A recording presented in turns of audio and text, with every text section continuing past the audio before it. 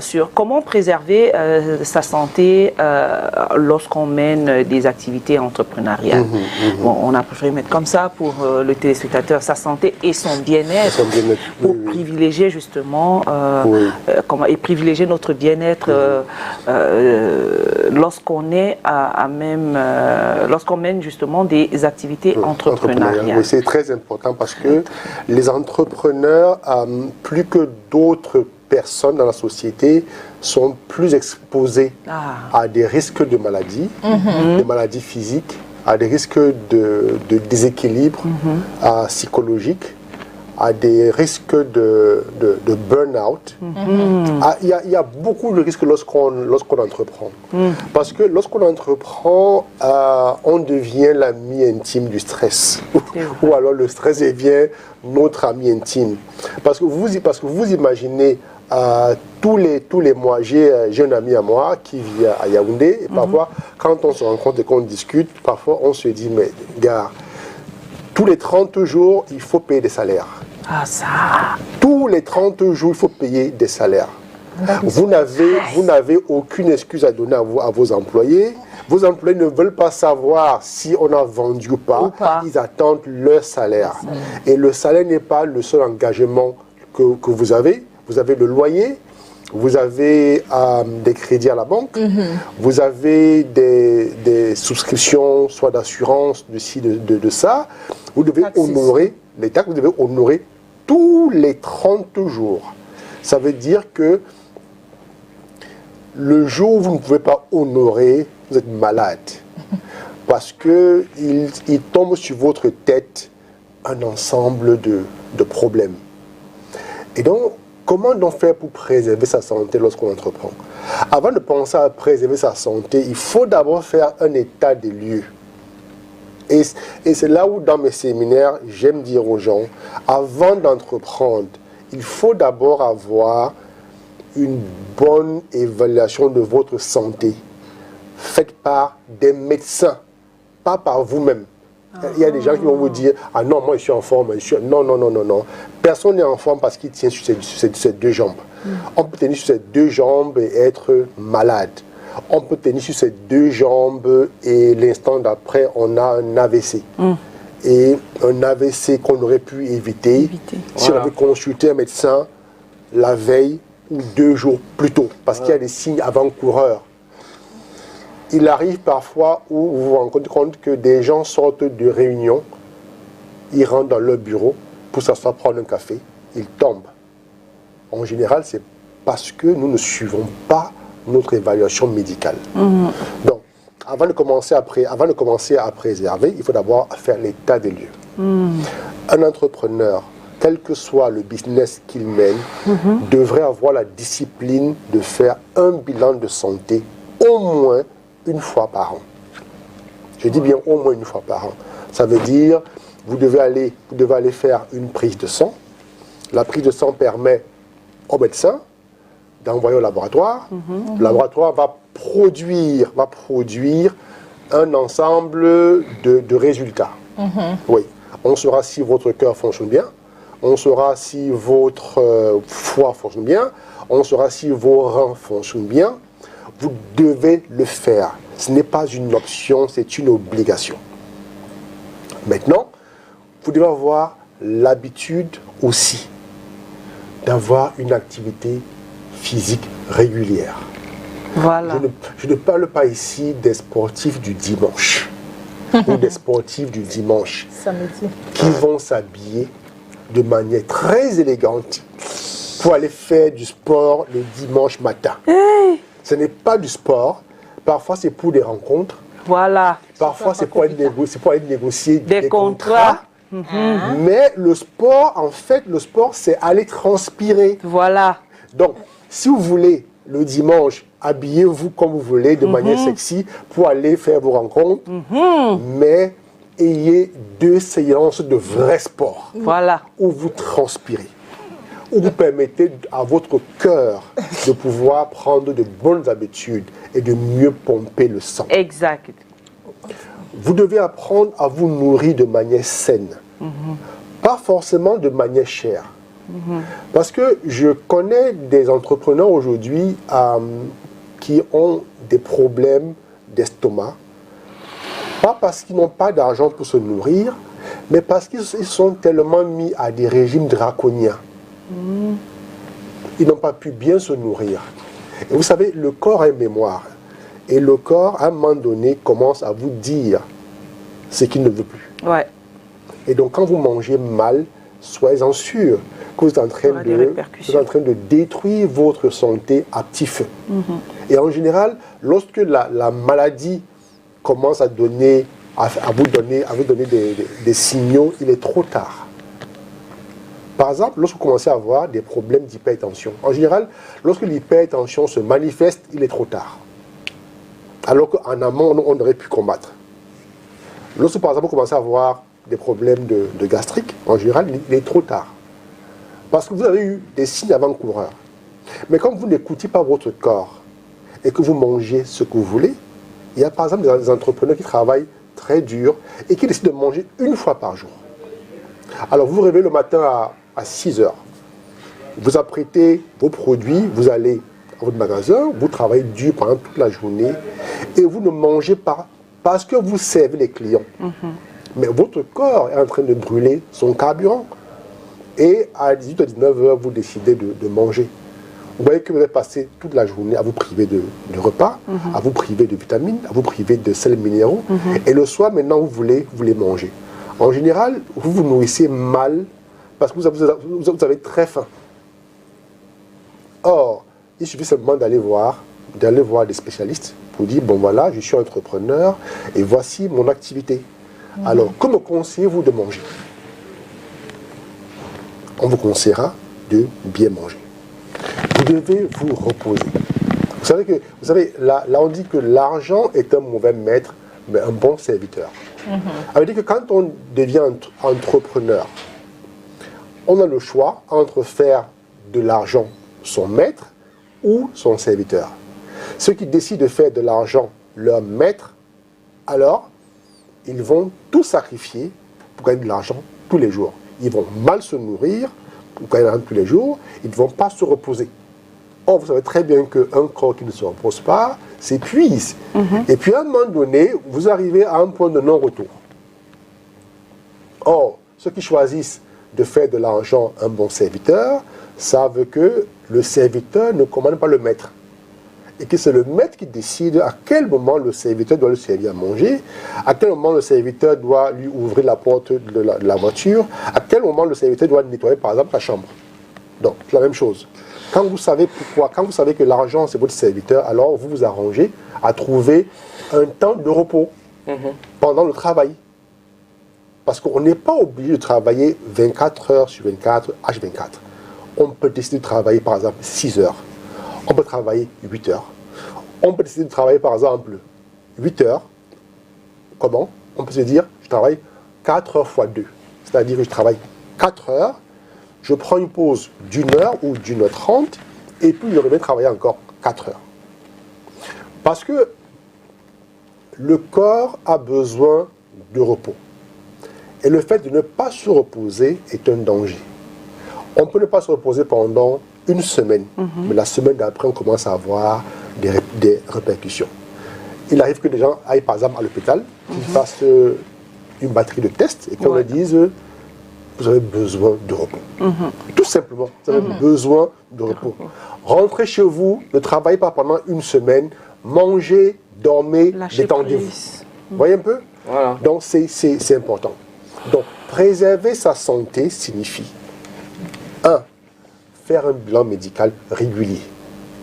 Et quand vous commencez à avoir 45 ans, vous pouvez passer à 2 bilans médicaux par an. Genre tous les 6 mois. C'est important. Et avec le bilan médical, on ne triche pas, on ne blague pas. Si vous avez l'impression que la structure hospitalière qui vous accueille pour un bilan de santé n'a pas suffisamment d'expertise, vous êtes libre d'aller ailleurs. Parce qu'il n'y a pas plus pénible pour un entrepreneur de se dire que mes bilans médicaux disent que je suis en bonne santé. Mais qu'après, demain, il succombe. Vous voyez, d'une maladie banale qu'on aurait pu éviter. Parce que souvent, on me fait l'économie. On va dans des centres de santé de quartier, faire des bilans médicaux. Qu'est-ce que vous pouvez attendre d'un centre de santé de quartier pour faire un bilan médical? Allez dans des structures hospitalières indiquées. Ça peut coûter un peu cher. Encore que cher, il faut relativiser parce que on est capable de dépenser 50 000 francs en une soirée en mangeant du bon poisson, en mangeant de la bonne viande brisée et de la bière. Mais parfois, il y a des gens pour qui 50 000 francs pour un bilan médical, ils trouvent que c'est cher. Deux fois par an, dépenser 100 000 francs pour son bilan médical, c'est pas cher payé. Parce que ça vous évite un certain nombre de choses.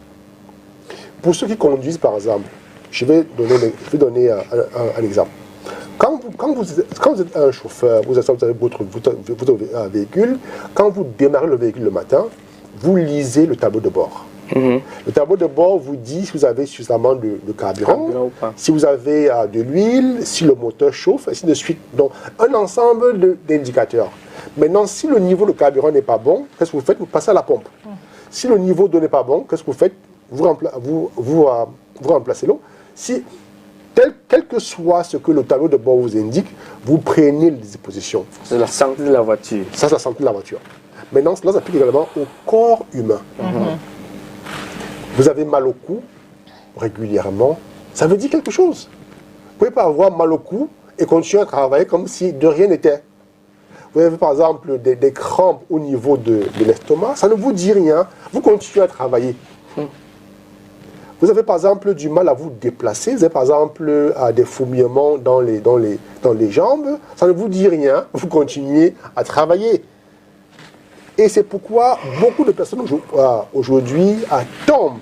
On dit, il s'est écroulé, il est tombé. Mais en fait, on ne tombe pas comme ça. En général, on a eu des signes avant-coureurs. Mais comme on ne sait pas écouter, comme on n'a pas observé, on se dit, ah, ça passera. Mais quand on a une douleur, on ne sait pas d'où ça vient. Mais ça passera comment? Mais posez-vous la question et allez voir des gens qui peuvent vous expliquer ce que ça veut dire. Parfois, c'est un dérèglement du corps qui arrive à la suite de quelque chose, à la suite d'un déséquilibre hormonal, à la suite d'un manque de vitamines, et on peut trouver la cause. Les experts peuvent trouver la cause. C'est pourquoi il est important de vous rapprocher des experts de la médecine qui vont vous dire. Parce que souvent, on dit que le stress tue. Mais en fait, le stress, c'est quoi? Le stress est un signal. C'est le signal qu'il y a un dérèglement dans le corps humain. Vous imaginez, tous les 30 jours, vous payez des salaires, vous payez les impôts. Vous imaginez la charge que cela représente. C'est stressant. Et cela, maintenant, peut entraîner des inconvénients au niveau physique. Et là, on peut vous dire, par exemple, votre niveau de stress, par exemple, est devenu insupportable. Est-ce que vous ne pouvez pas, par exemple, vous trouver un partenaire qui va partager vos charges afin d'avoir moins de pression? Ou alors, déléguer une partie de votre activité afin d'avoir un peu plus de temps pour dormir. Vous imaginez que vous dormez, que vous allez, par exemple, vous coucher à minuit et que vous vous réveillez à 4 heures tous les jours pendant 6 mois, pendant 9 mois. Mais si au bout de 2 ans, vous vous écroulez, pour un médecin, ce n'est pas une surprise. Voilà. Il fallait plutôt s'y attendre. Donc, il y a des choses qu'on peut éviter lorsqu'on prend soin de sa santé, de son bien-être. Vous savez, des gens aujourd'hui qui ont réussi à avoir des affaires qui marchent très bien, mais qui ont perdu le sourire parce qu'ils sont accros aux médicaments, parce qu'ils sont tout le temps couchés. Vous voyez des gens qui marchent avec des ceintures lombaires. Parfois, vous demandez, mais pourquoi ils marchent avec des ceintures lombaires? On vous dit, parce que son dos est foutu. Qu'est-ce qui a foutu son dos? Vous avez des gens qui marchent avec... Il y a un support comme au niveau du cou. Voilà. Qui marchent régulièrement avec, parce que le cou ne tient plus. Il y en a qui, par exemple, à force de réfléchir à leurs affaires, ont fini par tuer leur nerf. Et ils ont donc des problèmes, ils sont appelés à se faire masser, par exemple, une fois par semaine, 2 fois par semaine, alors qu'on leur avait dit au départ, lâchez un peu prise, sinon vos nerfs ne pourront pas tenir. Ils n'ont pas écouté, parce qu'ils croyaient que leur corps était des machines infatigables, des machines qu'ils pouvaient ajuster tous les matins. Or, souvent même on dit souvent, quand vous levez le matin, le fait seulement de vous mettre debout peut déjà vous donner une idée de votre forme de la journée. Parfois, on se lève le matin, on a le vertige. Parfois, on se lève le matin, on veut mettre un pied devant, on sent comme une charge dans le dos. Et là, vous vous arrêtez. Parfois, il faut même annuler vos rendez-vous de la journée et vous vous reposez. Parce que vous sortez de la maison avec le vertige. Ça veut dire qu'il y a déjà quelque chose qui manque dans l'organisme. C'est quoi? Vous ne savez pas. Et vous forcez. Et donc, chez nous ici, les gens aiment forcer en se disant « je vais y arriver ». Mais ailleurs, les gens forcent parce qu'ils sont accompagnés par des médecins. Les gens font le bilan, il y a des gens qui font le bilan médical, par exemple, tous les mois. Moi, je connais des entrepreneurs américains qui me disent qu'eux, ils vont à l'hôpital tous les mois, une fois par mois. Ils vont faire un bilan. Et après, ils vont voir un psychologue. Mais nous, on ne prend pas ça en compte. On a de l'ambition de faire des affaires, mais on oublie que le corps humain, s'il n'est pas entretenu, s'il n'est pas bien préservé, ne pourra pas nous permettre de réaliser ce rêve-là. Parce que vous travaillez lundi, mardi, mercredi, jeudi, vendredi, samedi, parfois dimanche, vous ne vous reposez pas. Alors, un corps qui ne se repose pas, qu'est-ce qu'il peut produire de bien? Pas grand-chose. Et c'est pourquoi parfois, vos performances vont s'amenuiser avec le temps. Et lorsque parfois, à la faveur, je m'exprime comme ça, excusez-moi, parfois à la faveur d'une maladie, vous êtes obligé de vous arrêter et de prendre par exemple quelques jours. Quand vous revenez, vous êtes un peu plus en forme. Donc c'est pourquoi l'activité physique est très importante, le repos est très important, l'alimentation est très importante. Un entrepreneur qui réfléchit à faire 10 millions par mois et qui va se nourrir au tourne-dos, vous comprenez moi qu'il y a un problème. Parce qu'on ne peut pas avoir l'ambition de faire 10 millions par mois et aller dépenser 300 francs CFA au tourne-dos. 500, il n'y a plus 300 au tourne-dos. Ah bon? Non. Il y a 200. Ah bon? Il y a 200 au tourne-dos. Oui, je vois souvent ici en bas 200. Parce que 500, ça part de 500. Parce que votre corps a besoin d'une certaine alimentation pour pouvoir fonctionner à son maximum. Let me ask a question, right? Oui, vas-y, Cathy. Like you just said, engaging. Now, my question I want to ask is, don't you think maybe before engaging in any entrepreneurial activities, the first thing you need to know your health situation first? We talked about it last week. Yeah, your health situation. It's essential. Your health situation first, like because there's some activities that you get yourself engaged. It goes and aggravates maybe your health, maybe what you're going through. A latent illness. Yes. Yeah, which you may not be aware of, but so your activity may keep wearing you out until the day you get to a point of no return. That's why it's very important. First of all, every human being should know about their health situation. Every human being should know. Now, when you get into entrepreneurship, it becomes more important for you to do that. Because let's suppose that you have high blood pressure, and you're not aware of it. Okay. And then you get into activities where you stress yourself up. What might end up happening? One morning or one evening, you may just collapse. That's it. And what will people say? Yeah, you hearing? And people will say, "Oh, we knew it. We knew it. Village people don't like him. Blah blah blah." No. Some people. So we're not all born in good health. That's it. Yes, some people were born with some problems, but which they may not be aware of it. because they have never undergone serious testing or serious training. But now, when you undergo serious training, you may discover things. Okay. And that's why this blood sample is very, very important. Yeah. Everyone should have a blood sample every year to know what's going on. Yeah. What's going on with my liver? What's going on with my heart? What's going on with this? You need to know. Because your well-being depends on your health. You cannot be ill every time and claim to seek well-being. You can't. So it goes hand in hand. So, for example, selling is stressful. Yeah. Selling is stressful. Yes. Very, very Doing stressful. marketing can be very stressful. Yeah. This. Yes. It is. Very Yes. stressful. Imagine your target is a thousand customers every quarter, which means roughly 350 per month. Per month. And then you're hitting just 50 every month. 50 every month. You see? So the gap is 250. And so you start stressing up.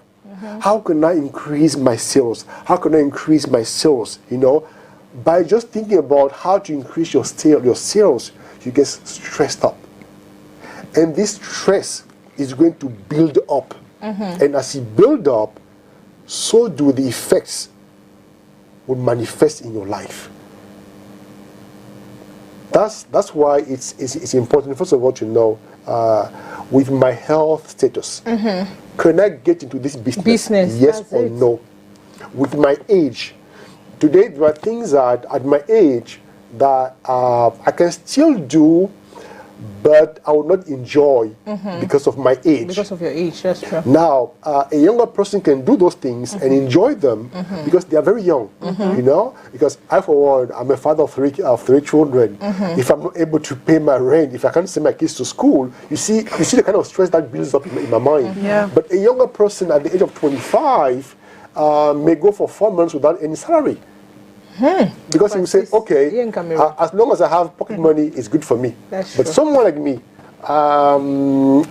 there's a level of income that I must have at all costs on a monthly basis to be able to meet my financial obligations based on my age and based on my social status. So think about it.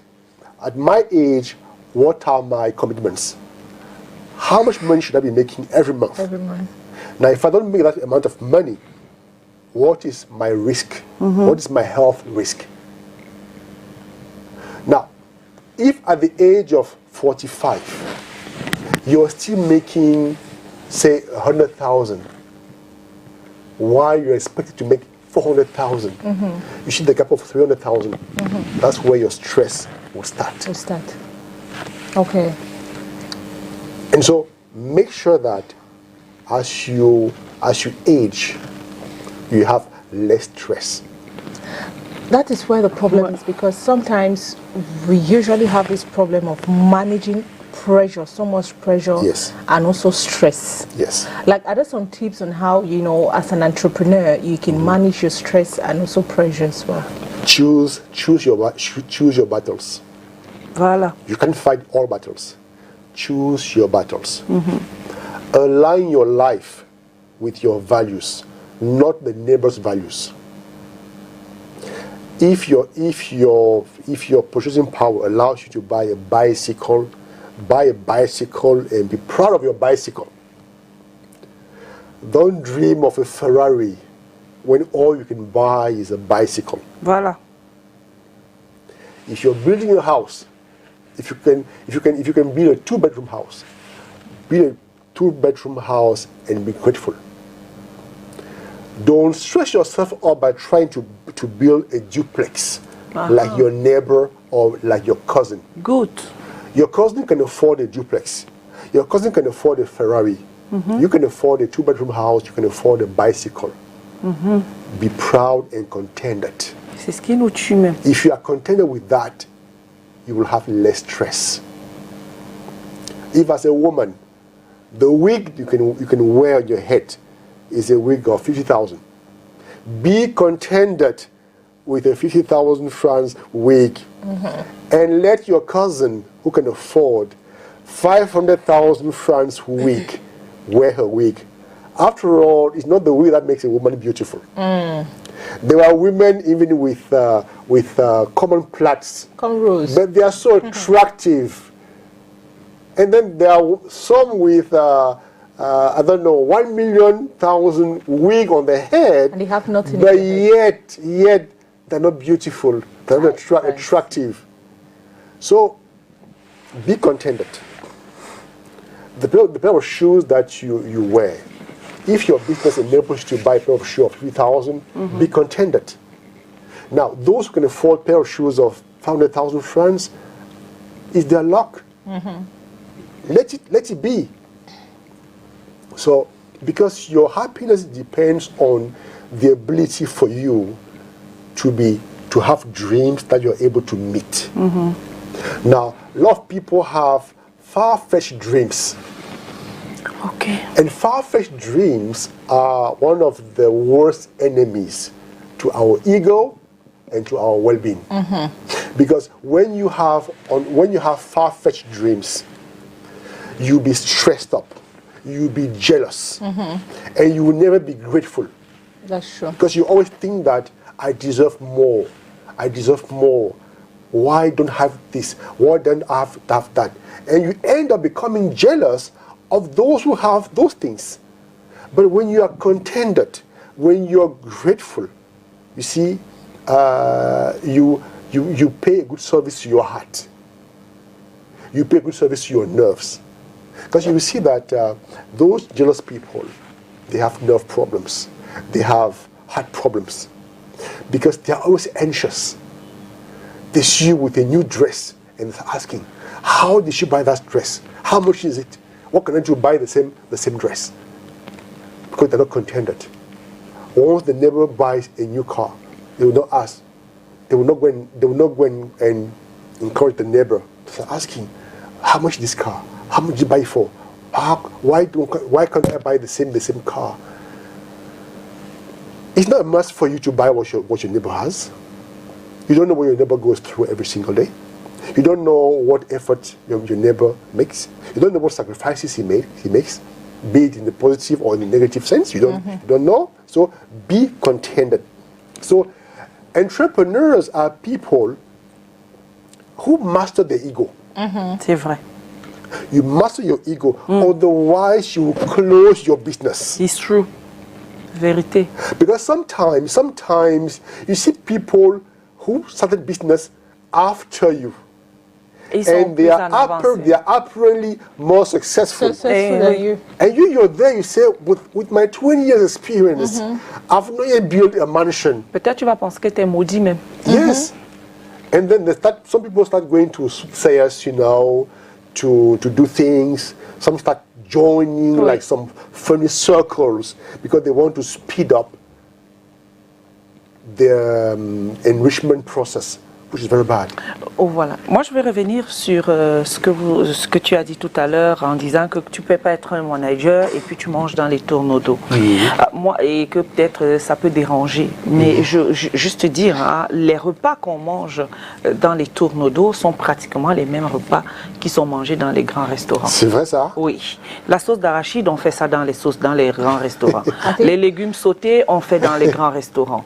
Je veux autre chose, comment tu appelles encore ça? Le coquille, ça se mange dans les tourneaux d'eau.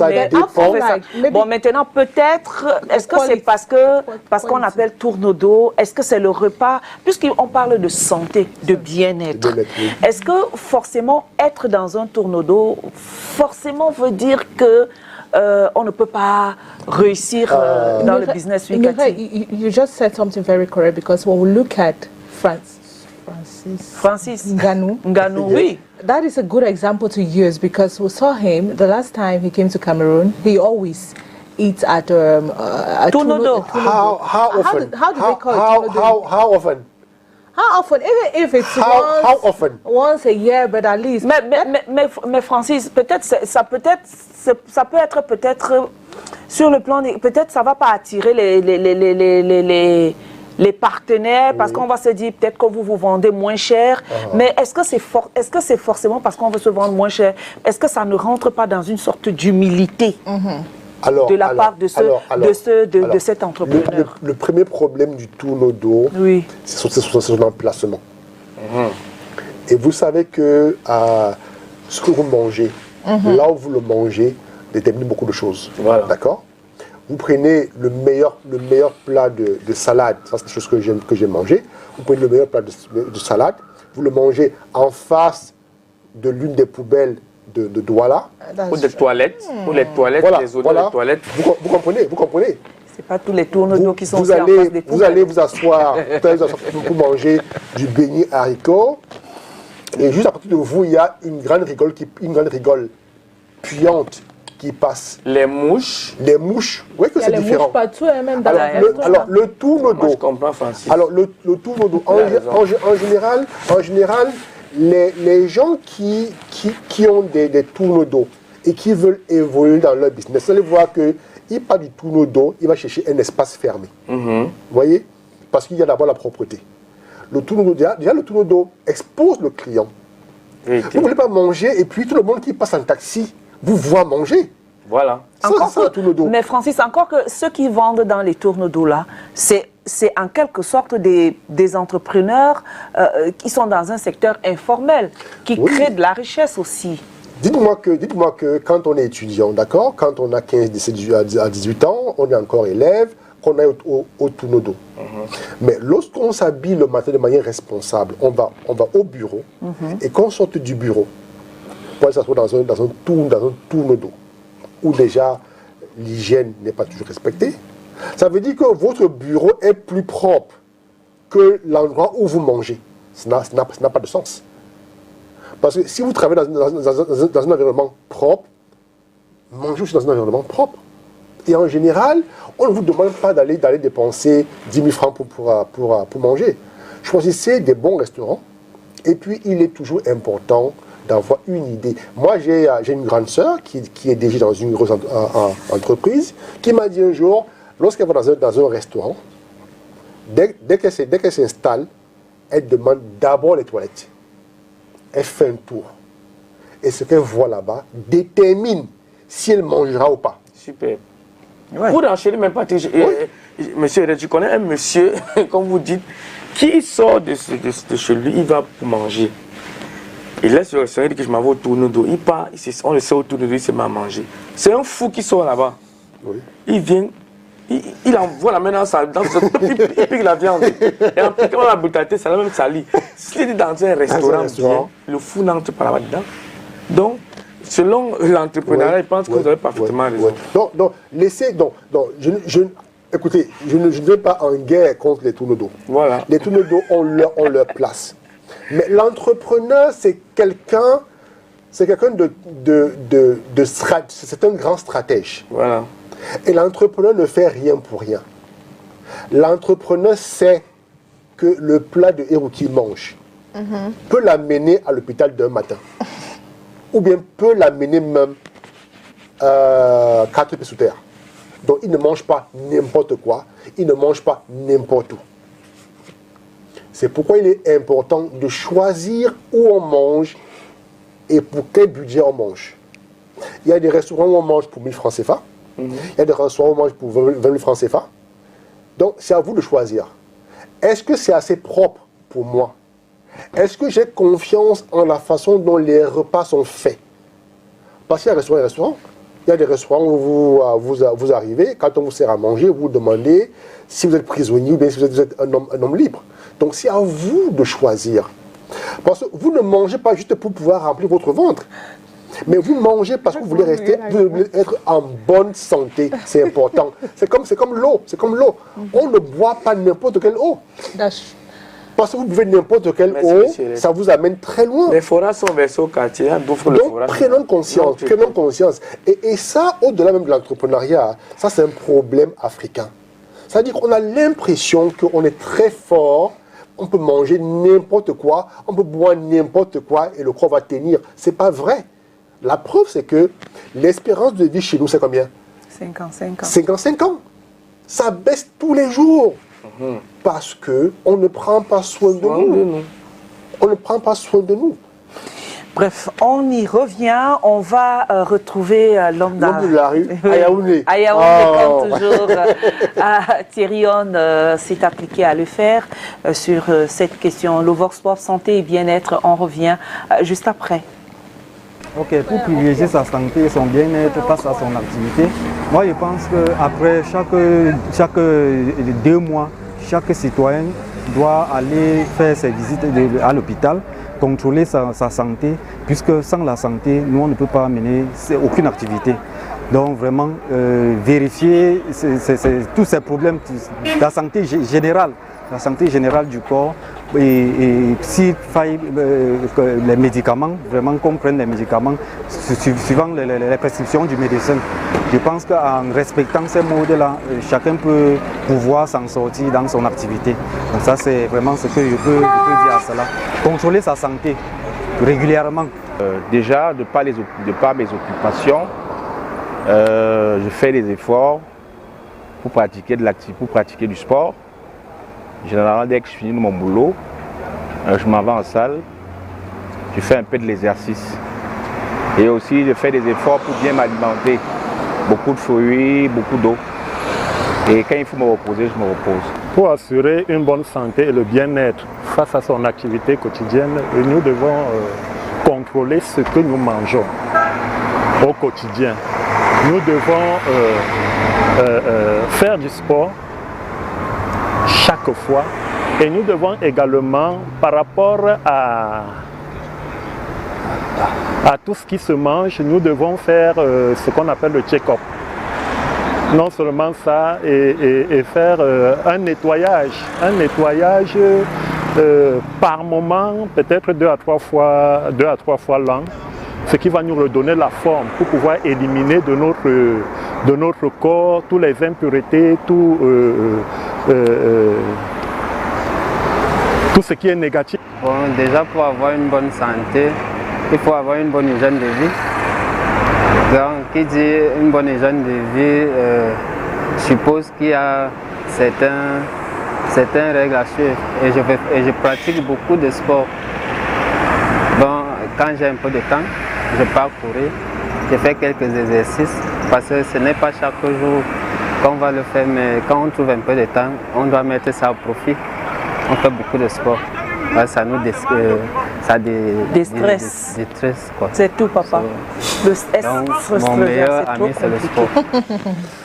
Voilà, meilleur allié. Alors, je constate que la plupart ils sont en train de rejoindre ta pensée sur des examens à faire, un check-up à faire après 2 mois. Certains proposent même 2 mois. Hein. Chaque 2 mois. Bon, maintenant, si vous avez les moyens de les faire tous les 2 mois, c'est bien.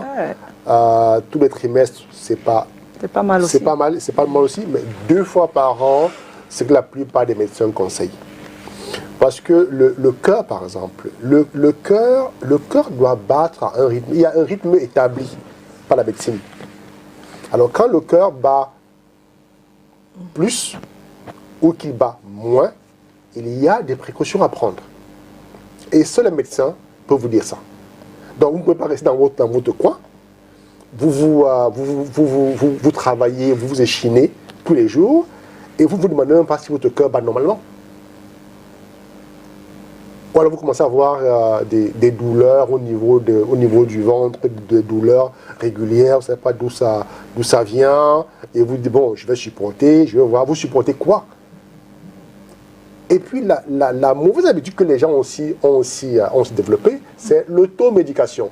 C'est-à-dire qu'on sent un malaise, on a un mal, et on se dit, mon frère Paul avait cette douleur-là, un jour, il a pris tel médicament. Dans la pharmacie, comme les pharmaciens chez nous, parce qu'ailleurs, par exemple, les pharmaciens ne vendent pas sans prescription médicale, chez nous, par contre, on le fait comme ça. Donc, parfois, vous partez de la pharmacie, vous prenez un médicament, vous allez le boire, il peut vous tuer, on s'en fout. Ailleurs, vous ne pouvez pas entrer dans une pharmacie, vous demandez un médicament, on vous le vend sans prescription médicale. Et donc, les gens ont donc pris l'habitude maintenant de s'auto-prescrire des médicaments. Quelqu'un qui vous dit, non, ce matin, j'avais un peu mal là, j'ai pris Falagram, ça va aller. Mais vous prenez Falagram sur quelle base? Êtes-vous médecin? Et même lorsqu'on est médecin, on va voir ses confrères médecins pour demander conseil. Alors, et donc, les gens parfois, vous supprenez des gens en train de boire des concoctions. Ils vous disent que non, ça me permet de faire ci, ça me permet de faire un lavage. Un lavage de quoi? Il n'y a pas longtemps, on a appris qu'un enseignant à Bafoussam, par exemple, s'était fait injecter parce qu'il voulait nettoyer ses reins. Et 1 heure plus tard, il est décédé. Voilà. Vous voyez, des choses qu'on peut éviter. Cathy va nous lire les messages qui ont été envoyés. D'accord. Okay.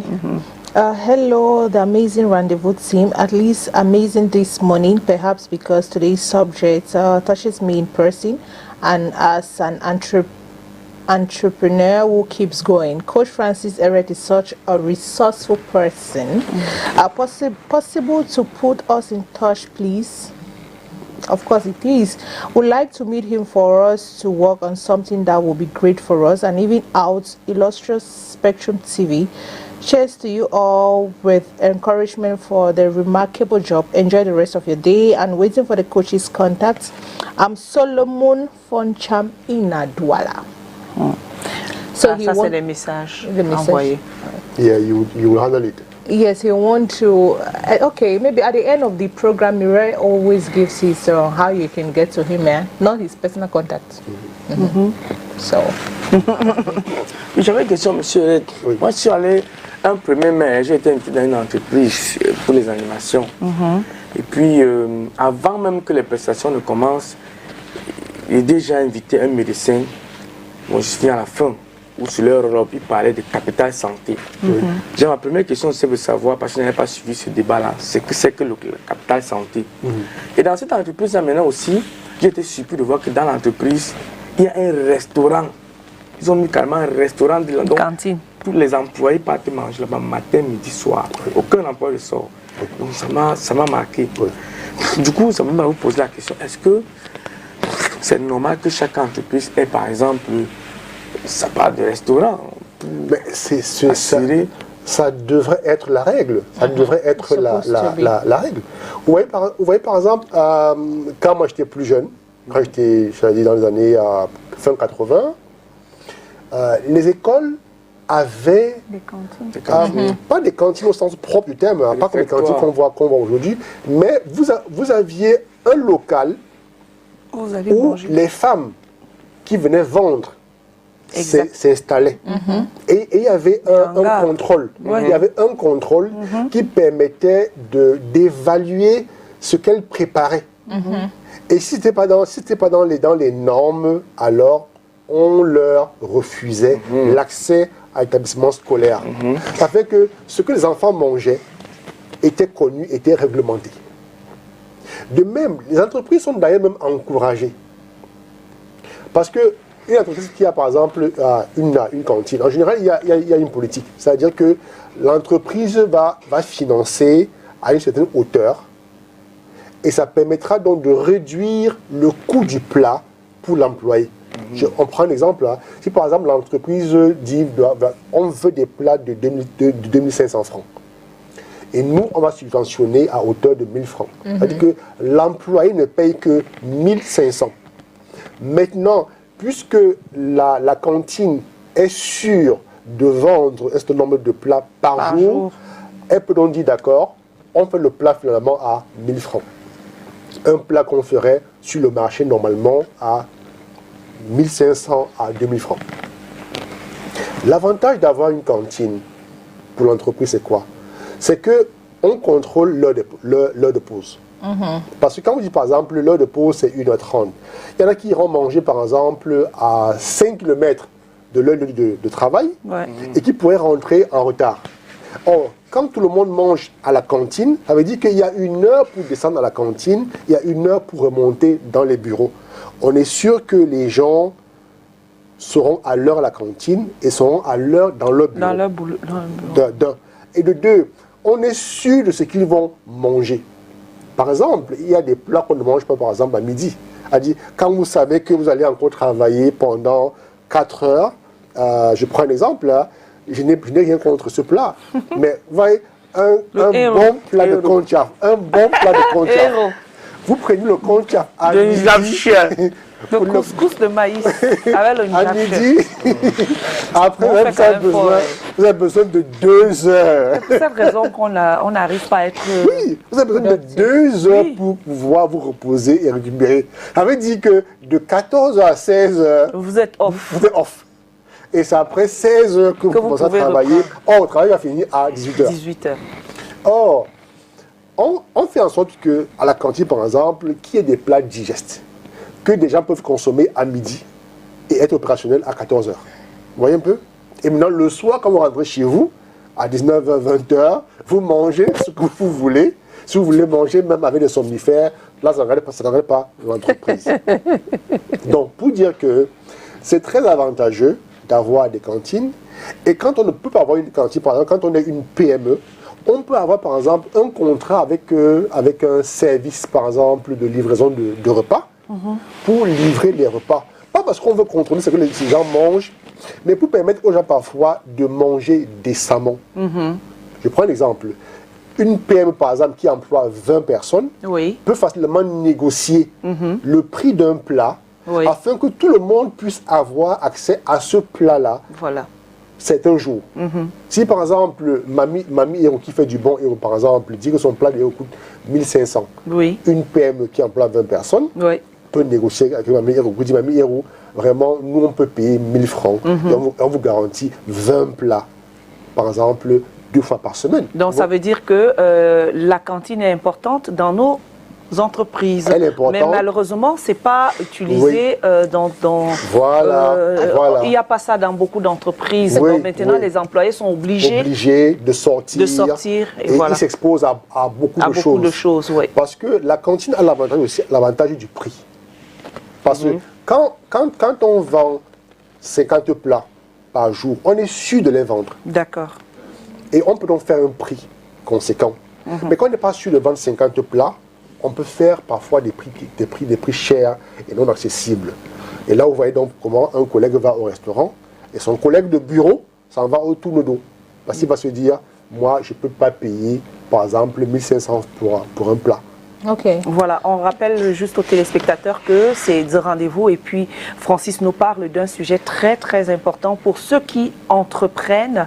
Vos messages sont attendus, vous pouvez nous écrire sur le numéro affiché au bas de l'écran. Alors, oui, dans quelques minutes, on va clore l'émission. Quelques minutes, Cathy, à ta question. I just wanted to ask, based on this canteen stuff, like, if all enterprises or companies are supposed to have canteens, it doesn't mean that they are the ones like to pay those that are supposed to cook in the canteens. Like, no. It's a partnership. It's a win-win partnership. Okay, partnership means if the workers will be eating for free. No. We'll still be paying. But what they contribute, what the worker contributes is just a token. Yeah. Yes, it's a token because there are 3 things to take into account. Okay. One, with the canteen, you guarantee the quality of the food. Quality of the food. And then you guarantee a number of plates. Yes, per day. Okay. Yeah.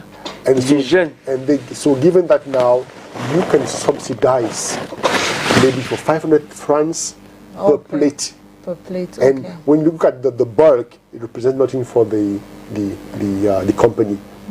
And then with that, you can also have less sick leave. You know, because sometimes people have sick leave because they eat the wrong thing. But are you sure the person that is coming to cook at the canteen too is also? That's why you need to first of all you investigate. Okay. And then you set standards. Okay. So for example, this is how I would like to serve the food.